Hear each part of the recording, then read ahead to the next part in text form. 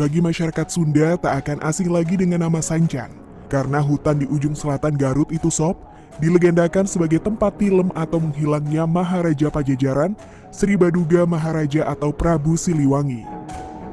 Secara mistis pun dikenal dengan Harimau Sanjang yang dianggap jelmaan Sang Prabu Siliwangi, termasuk tempat menaikkan ilmu kedikdayaan dan kanuragan yang tersebar di berbagai tempat. Ada Sanjang 1 sampai Sanjang 9 sesuai tempat mencari ilmu.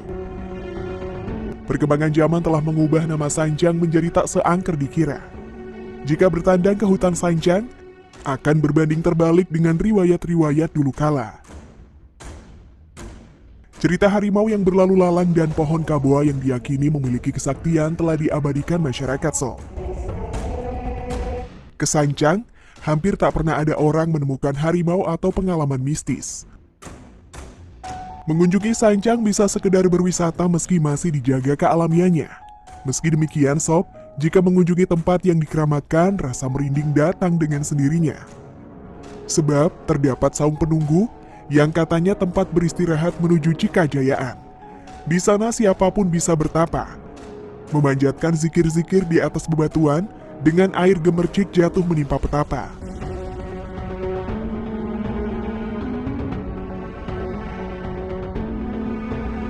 Hutan Sanjang memang masih alami, makanya masuk kawasan konservasi alam yang dilindungi oleh pemerintah.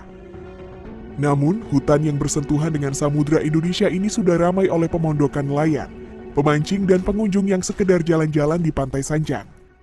Maka siapa saja yang pernah ke hutan Sanjang sekaligus Pantai Sanjang, belum pernah kenyang kalau hanya satu kali menikmati rimbunya hutan dengan keindahan pantainya karena sudah menjadi objek wisata dadakan. Wajar kalau Sanjang tak seangker yang dikira. Di pantai yang lebih banyak batu karang dengan pasir putih menghampar terdapat kampung nelayan yang bersebelahan dengan tumbuhnya pohon kaboa.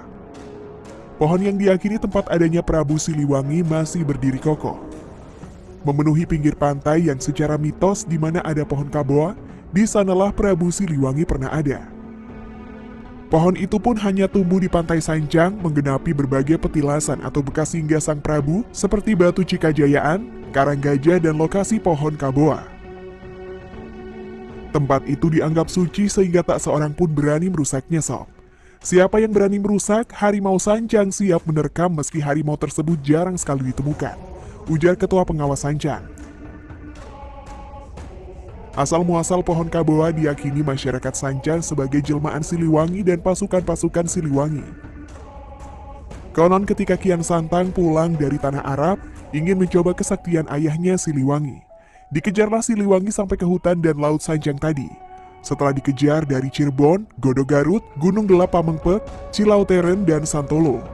Lalu Siliwangi menyelam ke dasar laut sampai muncul di Laut Sanjang diikuti anaknya tadi Kian Santang. Akan tetapi Kian Santang tidak menjumpai Siliwangi karena yang ada hanya prajurit-prajurit Siliwangi. Terus ia bertanya di mana Siliwangi dan para prajurit menggelengkan kepala. Ketika prajurit-prajurit menggelengkan kepala, Kian Santang melihat kayu tegak berupa tongkat menancap di pinggir pantai. Kian Santang berujar, jangan-jangan itulah kayu tegak Siliwangi. Atas prasangka itulah, Kian Santang mengeluarkan perintah kepada siapa yang mengikuti dirinya akan terus menjadi manusia. Sementara yang ikut ayahnya Siliwangi akan menjadi pohon. Maka jadilah prajurit-prajurit yang ikut Siliwangi menjadi pohon tadi yang sekarang disebut pohon kaboa. Kini pohon yang dianggap jelmaan pasukan Siliwangi itu menjadi pohon yang dilindungi pemerintah. Selain memiliki nilai sejarah, keberadaan pohon kaboa juga berfungsi menangkal abrasi pantai dari serangan ombak. Maka tak ada yang berani mengambil apalagi merusak pohon kaboa karena jelmaan pasukan Siliwangi.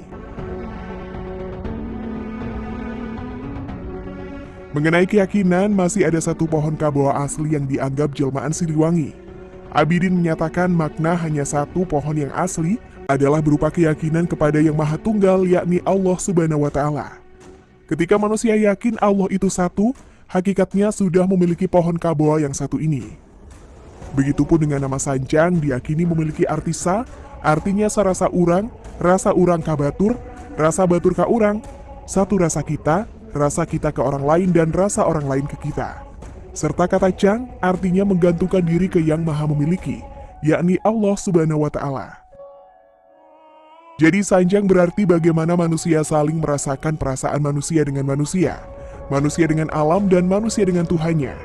Maka itulah sanjang.